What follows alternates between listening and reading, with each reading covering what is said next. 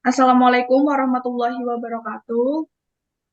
Di sini kami dari kelompok 2 akan mempresentasikan audit sistem informasi manajemen aset berdasarkan perspektif proses bisnis internal, balance score, dan standar COVID 4.1.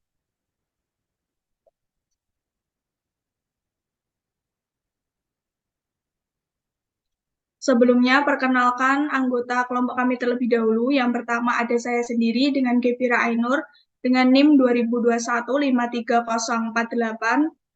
Lalu selanjutnya, Saya Melia Vega Utomo dengan NIM 2021 53034. Saya Sevara Humaira Putri dengan NIM 2021 53036. Saya Natasha Aditya dengan NIM 2021 53032. yang pertama yaitu di sini ada tujuan kertas kerja, yaitu ada 5 poin. Poin pertama yaitu membuat perencanaan audit sistem informasi manajemen aset dengan memahami ruang lingkup audit berdasarkan perspektif kerja balance score, mengumpulkan data dan menentukan dokumen yang diperlukan. Lalu poin kedua ada melakukan audit sistem informasi manajemen aset melalui wawancara, kuesioner, dan pengumpulan dokumen untuk mendapatkan temuan-temuan audit. Lalu pada poin ketiga yaitu menyusun dokumentasi temuan dan rekomendasi sistem dari hasil dengan mengevaluasi bukti-bukti yang ada serta menganalisis tingkat kematangan yang mengacu pada standar. Lalu ada poin keempat yaitu menghasilkan perencanaan pelaksanaan audit dan menyusun hasil audit sistem informasi manajemen aset. COVID membantu dengan mengelompokkan tujuan bisnis dalam perspektif balance. Lalu ada poin kelima yaitu membantu perusahaan dalam menerjemahkan kebutuhan bisnis terhadap ketersediaan TI. Dengan demikian, COVID menjadi pedoman untuk menggantikan perencanaan audit, pelaksanaan audit dengan tujuan bisnis serta tujuan TI perusahaan. Lalu selanjutnya di sini ada fungsi kertas kerja, yaitu ada 5 poin. Poin pertama yaitu mengidentifikasi ruang lingkup audit. Audit sistem informasi manajemen aset bertujuan untuk mengidentifikasi ruang lingkup audit berdasarkan perspektif kerja balance score, memastikan bahwa semua aspek yang akan dievaluasi. Lalu pada poin kedua yaitu melaksanakan evaluasi akan melalui wawancara, kuesioner, dan mengumpulkan dokumen untuk mendapatkan temuan-temuan audit terkait manajemen aset di PT Pertamina Persero. Lalu pada poin ketiga, menyusun hasil audit, menghasilkan dokumentasi temuan audit serta rekomendasi sistem berdasarkan evaluasi terhadap bukti yang ada. Analisis tingkat kematangan dilakukan dengan mengacu pada standar COVID 4.1. Lalu ada poin keempat yaitu memberikan rekomendasi. Memberikan rekomendasi yang dapat digunakan oleh PT Pertamina Persero sebagai referensi tambahan untuk meningkatkan pengelolaan proses teknologi informasi, khususnya manajemen aset. Lalu pada poin kelima yaitu mengukur tingkat kematangan. Mengukur tingkat kematangan atau mercury level proses manajemen aset berdasarkan standar COVID 4.1 untuk mengetahui sejauh mana kontribusi yang telah diberikan oleh proses tersebut. Lalu selanjutnya yaitu ada objek audit sistem informasi yaitu objeknya pada PT Pertamina Persero.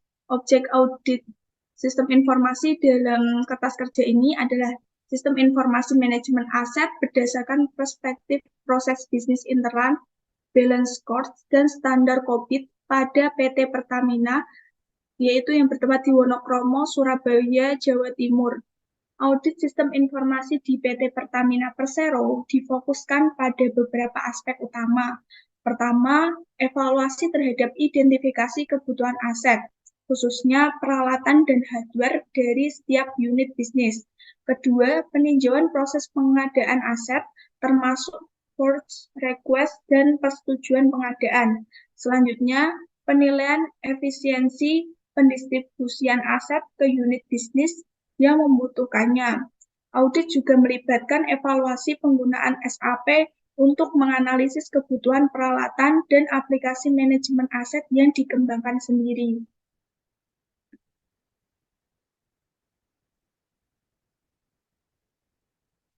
Lalu yaitu ada bagian dan struktur organisasi yang akan diaudit, yaitu pada proses bisnis internal balance score dan standar audit. Lalu ada metode penelitian audit sistem informasi. Metodenya yaitu mengacu pada contoh yang baik, best practice, dengan menggunakan kerangka kerja COVID dalam pelaksanaannya. Penjelasan selanjutnya akan diteruskan oleh rekan saya, Amelia Vega Utomo. Saya akan melanjutkan penjelasan dari Gevira Ainur. A. Penyediaan catatan meliputi prosedur audit yang dilakukan, uji kepatutan dengan membuat pernyataan-pernyataan yang diturunkan dari standar COVID pada tiap prosesnya, di mana pada tiap proses terdiri dari 6 level. Setelah itu, auditor perlu melakukan pembobotan terhadap tiap pernyataan sesuai dengan kondisi perusahaan guna mengidentifikasi prioritas terhadap peningkatan yang dilakukan. Selanjutnya, pihak auditor dapat membuat pertanyaan berdasarkan pertanyaan tersebut.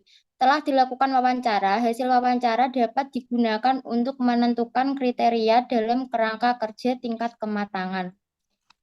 Lalu pengujian yang dilakukan, uji kepatutan, membuat pertanyaan-pertanyaan yang diturunkan dari standar COVID pada tiap level prosesnya.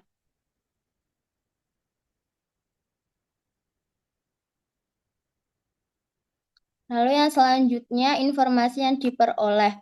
Proses manajemen aset melibatkan analisis kebutuhan hardware dari setiap unit bisnis di wilayah Jatim, Bali, dan Nusa Tenggara.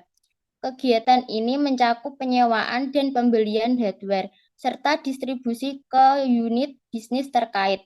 Tujuannya adalah untuk meningkatkan kualitas proses dengan mematuhi kebijakan perusahaan.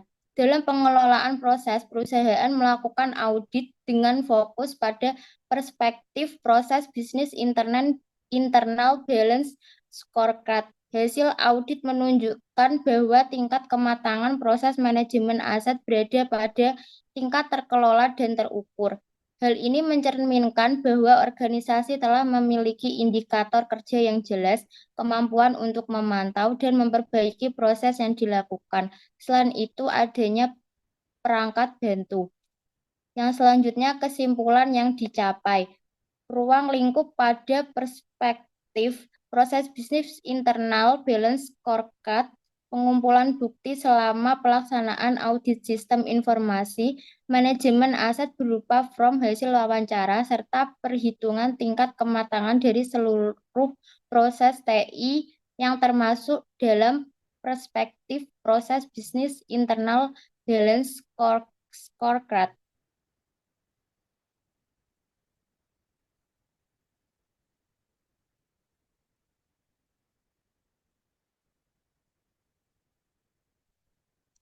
Kelengkapan kerja kertas kerja meliputi yang pertama gambaran judul, audit sistem informasi manajemen aset sedang dilaksanakan di divisi Information Technology Marketing dan Trading atau IT M&T, PT Pertamina atau Persero Regional II dengan penekanan pada proses manajemen aset.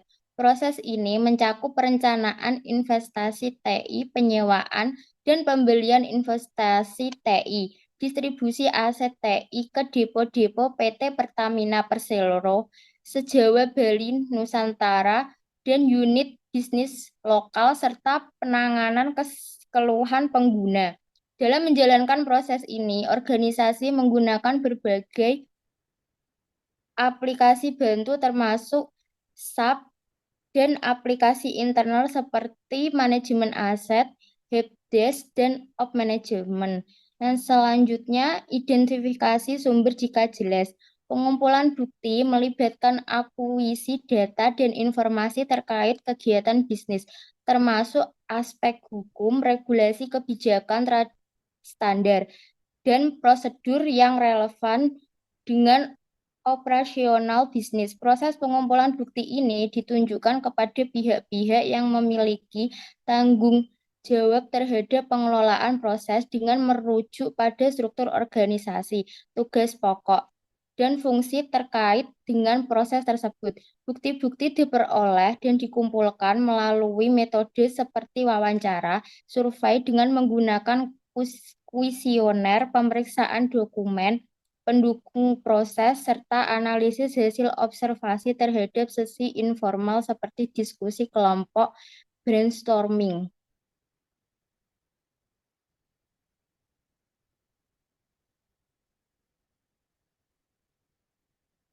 Yang selanjutnya, tanggal persiapan auditor awal.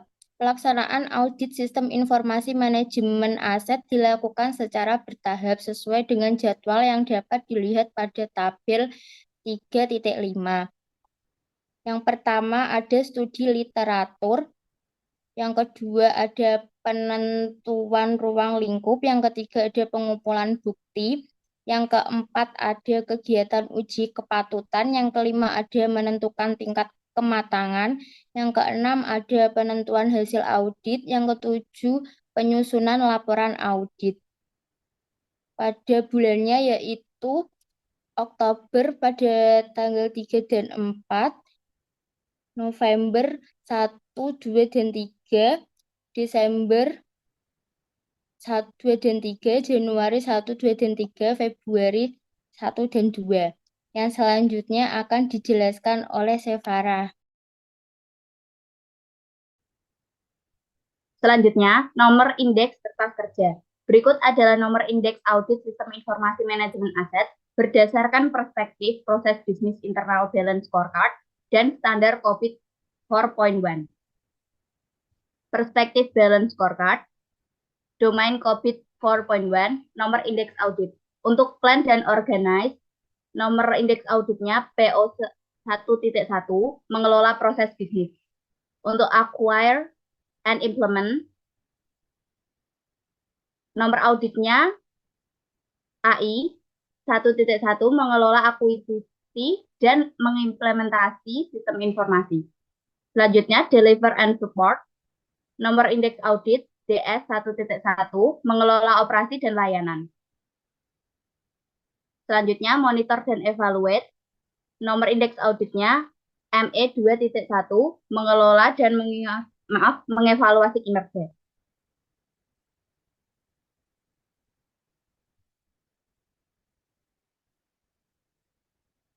Untuk rencana pelaksanaan auditnya, menurut struktur di sini, audit sistem informasi manajemen aset, yaitu 1, penentuan ruang lingkup dan tujuan audit, 2, pengumpulan bukti, selanjutnya pelaksanaan uji kepatutan, penentuan tingkat kematangan, penentuan hasil audit, penyusunan laporan hasil audit.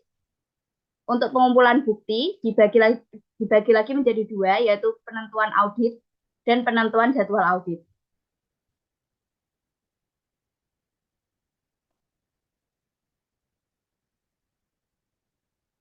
COVID, governance objective yang terbagi dalam domain evaluate, direct and monitor atau ADM. Nomor 1, G001, organisasi memantau proses yang diimplementasi. Nomor 2, kode G002, terdapat laporan yang akurat tentang pemantauan kinerja TI. Nomor 3, kode G003, organisasi menyadari perlunya pemahaman tentang proses TI. Selanjutnya, domain align, plan, and organize. Nomor 1, kode A001, bagaimana Pertanyaan, bagaimana TI diorganisasikan dan diarahkan untuk mencapai tujuan bisnis? Nomor 2, kode A002, pertanyaan, apakah ada proses formal untuk mengidentifikasi kebutuhan bisnis dan memastikan bahwa strategi TI mendukungnya? Untuk tabel selanjutnya, nomor 1, kode P001, pernyataan bagaimana proses perencanaan strategi TI dilaksanakan dan dikelola. Nomor 2, kode P002, pertanyaan, apakah ada metode formal untuk menetapkan tujuan TI dan membuat rencana yang sesuai?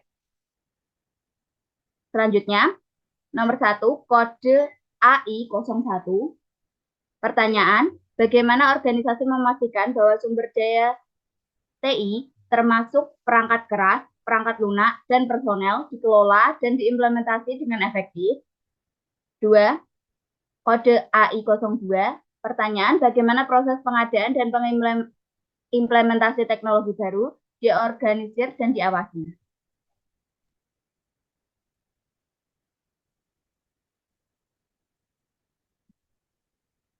Domain, build, acquire, and implement. Tabel pertama, nomor 1, kode AS01, pertanyaan, apakah ada proses formal untuk mengidentifikasi kebutuhan otomatisasi dan solusi TI yang diperlukan? Nomor 2, kode AS02, pertanyaan, bagaimana pemilihan solusi TI dilakukan? Nomor 1, kode B001, pertanyaan, bagaimana perangkat lunak aplikasi diperoleh, diimplementasikan, dan dikelola? 2, kode B002, apakah ada proses pemeliharaan perangkat lunak yang efektif? Selanjutnya, 1, kode BM01, pertanyaan, bagaimana infrastruktur TI termasuk perangkat keras dan jaringan dibangun dan dikelola? 2, kode BM02, pertanyaan, apakah ada rencana pemeliharaan dan pembaruan infrastruktur yang sesuai?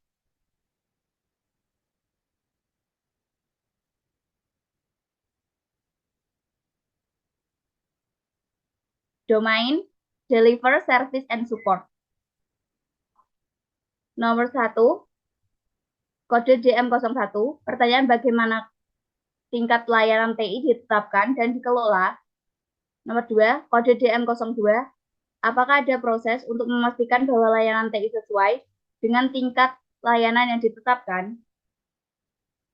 Tabel selanjutnya, nomor 1, kode MT01, pertanyaan, bagaimana hubungan dengan penyedia layanan eksternal diorganisir dan diawasi?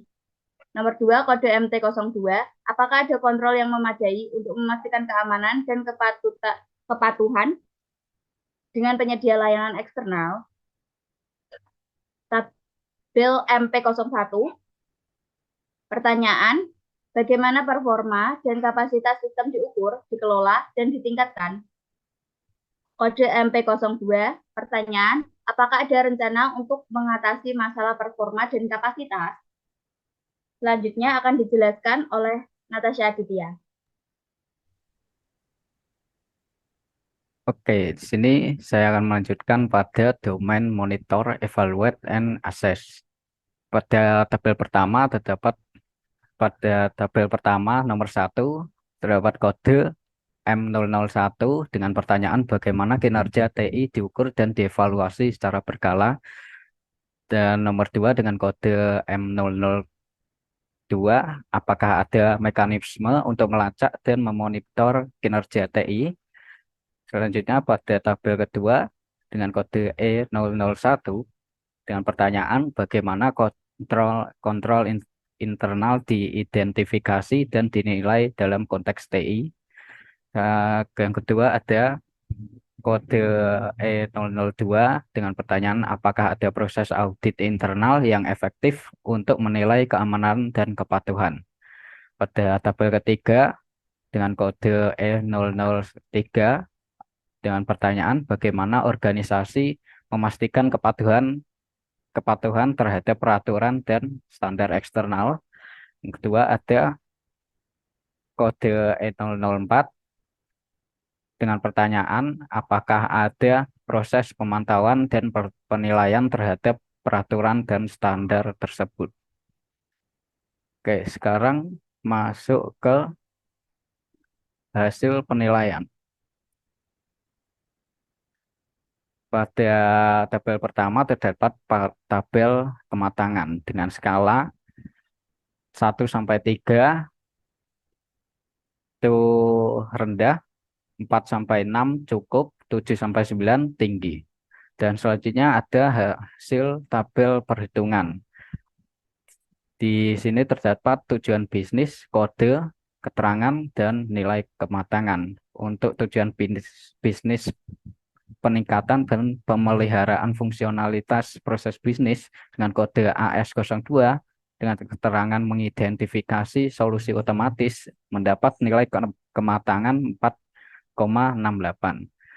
Ya, selanjutnya dengan kode AE01 dengan keterangan memperoleh dan memelihara software aplikasi mendapat nilai kematangan 3,79. Selanjutnya kode A002 dengan keterangan mengelola perubahan mendapat nilai kematangan 4,81. Dan kode AI02 dengan keterangan menentukan arahan teknologi mendapat nilai kematangan 4,56. Selanjutnya, untuk tujuan bisnis peningkatan dan pemeliharaan fungsionalitas proses bisnis dengan kode PM01 memperoleh dan memelihara software aplikasi mendapat nilai kematangan 3,79. DM01 memenuhi sumber daya TI mendapat nilai kematangan 4,44. MP01 mendefinisikan arsitektur informasi mendapat nilai kematangan 4,17. E001 memungkinkan operasional dan penggunaan mendapat nilai kematangan 4,90. E003 instalasi dan akreditasi solusi beserta perubahannya mendapat nilai kematangan 4,77. Dengan keseluruhan nilai kematangan tersebut mendapat rata-rata sebesar 4,43.